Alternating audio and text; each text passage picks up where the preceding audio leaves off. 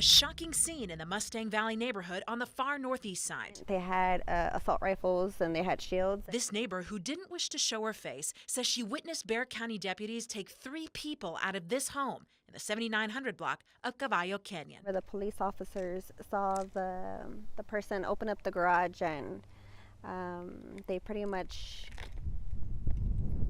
told them to, put the gun towards them and told him to raise his hands so that way they can arrest him. 37-year-old Oscar Dominguez, 24-year-old Roxana Carrero, and 18-year-old Pedro Luis Carrero were arrested this afternoon. All 3 lived in this corner house with their mother.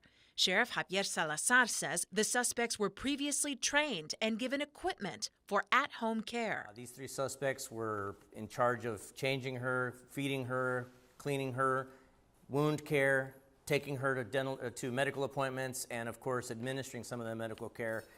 And by all accounts, they did none of it for quite some time. Salazar says the 57-year-old mother was bedridden in a room infested with insects. She was found with wearing an adult diaper that was packed with feces and that were in a dried state, to where it was physically causing infections in other parts of her body. Some of her bed sores, he said, were growing mold. The woman has last-stage renal failure and is now on a ventilator at Methodist Hospital Northeast. Never would have known something like that was going on. Neighbors say the families lived on this corner for about 1.5 years.